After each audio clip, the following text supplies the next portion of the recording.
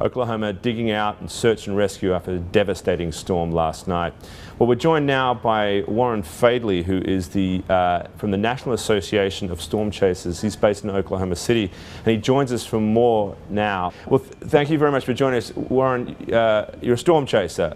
You've obviously, therefore, through that past time, seen a lot of these storms. How does this one compare to others that you've seen? I've seen Joplin, Missouri, and I've seen, of course, Moore, Oklahoma back in 1999. I was here. This is much more intense, and more so, it covers a much larger area. I mean, I've been walking for the past 30 minutes, and I'm still not to the end of the debris line. It's just unbelievable.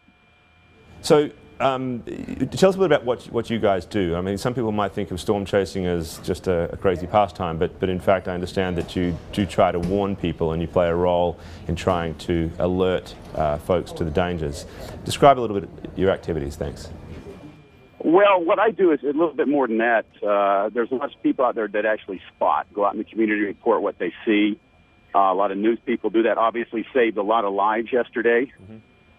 But what I do is I'm more of a safety expert. I go out and analyze these disasters and see, how people unfortunately perished and how they might have been saved. Right.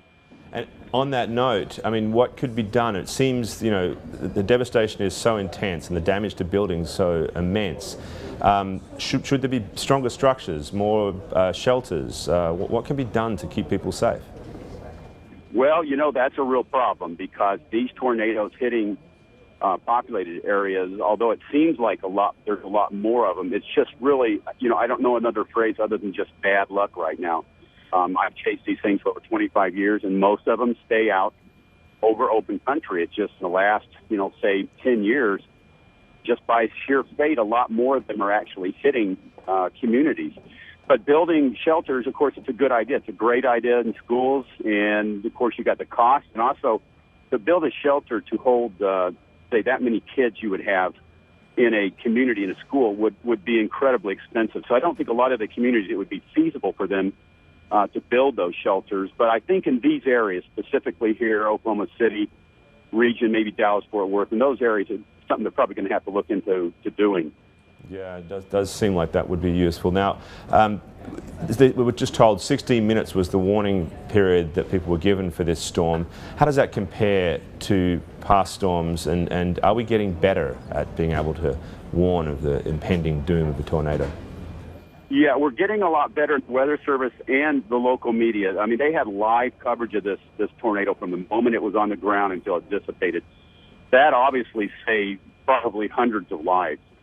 For people to be able to see that, and social media, people being able to tweet each other and be able to text each other, email, message, that saves a lot of lives too. I mean, it's just all these new technologies we have can be applied to severe weather safety, and especially tornadoes. And it no doubt that technology saves a lot of lives. And how do you keep yourselves safe in the midst of all this? Well, doing it for this many years, I'm very cautious about what I do. These storms went up very quick. We chased one 2 days ago within probably 30 minutes. Could have easily produced a tornado. So these very, very unusual, very unstable atmosphere we've had out here. And what I do basically is stay out of the way. I mean, I give storms, severe storms, tornadoes, a lot of respect. I don't try to go up and get too close.